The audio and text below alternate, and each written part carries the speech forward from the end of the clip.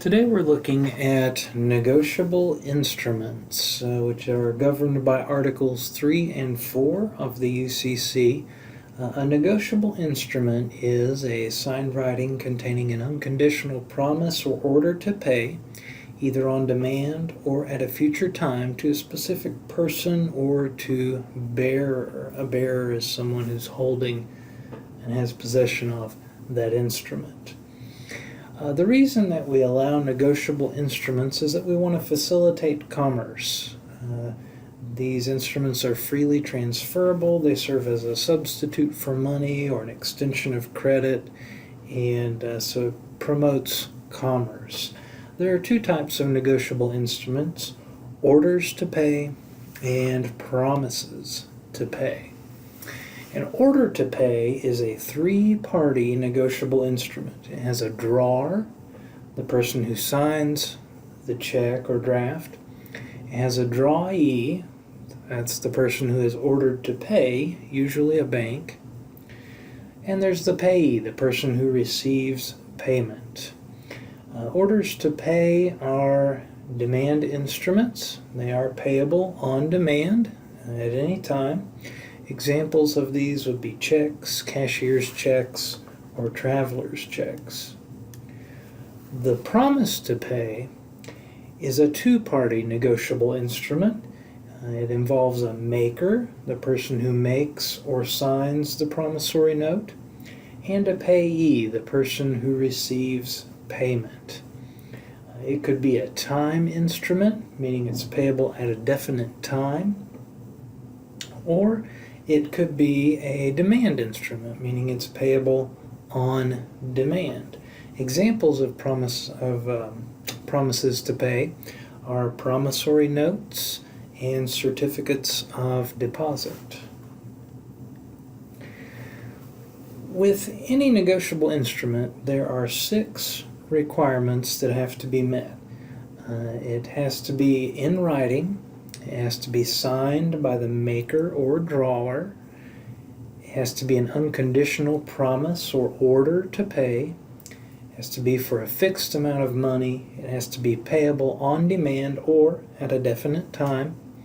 And it has to be payable to order or to bearer. And so we'll talk briefly about what each of those things means.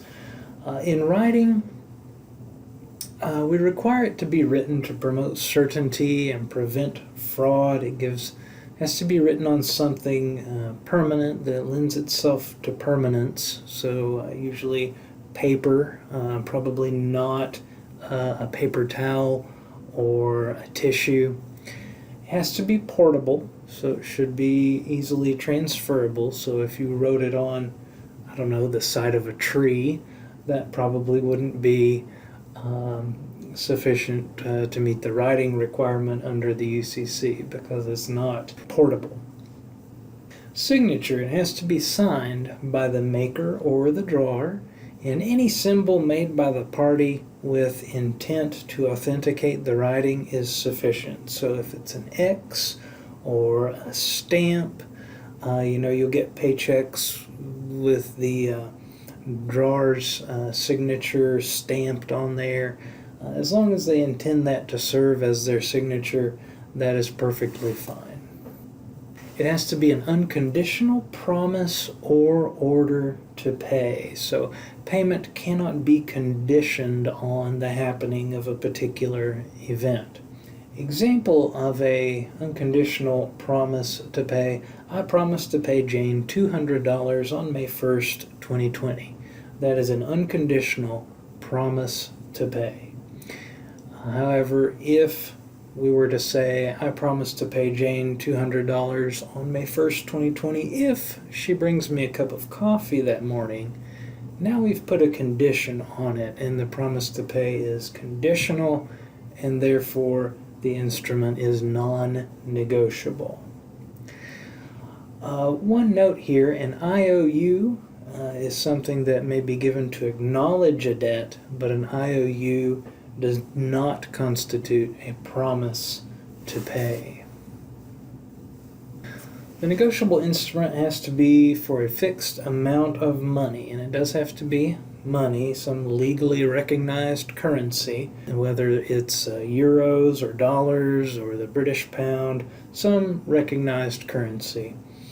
What about interest rate? Interest rates are okay because we can still determine what the fixed amount of money is at the time that payment is demanded. So if it says pay $100 plus 7% interest on a particular date, we can calculate that and still come up with a fixed amount.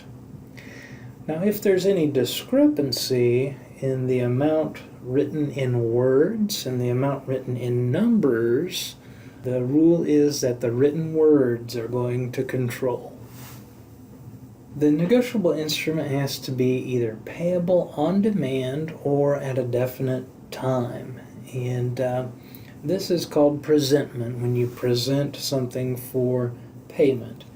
If it's payable on demand, that means it's payable at any time the payee presents the instrument to the person obligated to pay. So for instance, anytime they take a check to the bank on which it is drawn to cash it.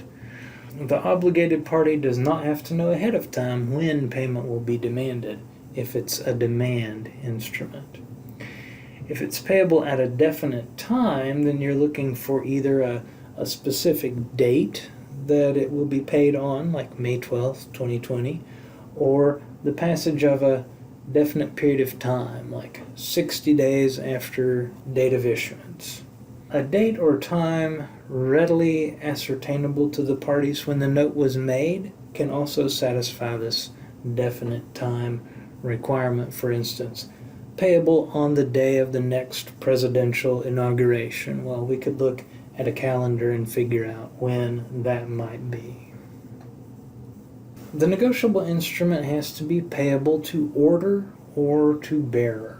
Payable to order means that it has words directing that the instrument be paid to a named payee or whomever that payee orders it to be paid to.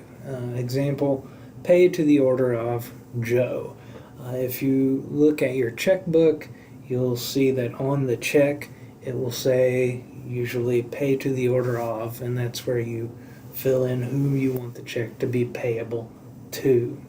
Payable to bearer, in that instance you're looking for words directing the instrument to be paid to the person holding it, the holder.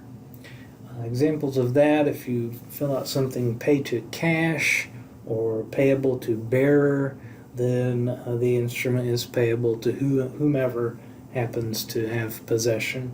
That's why you don't want to make checks payable to cash.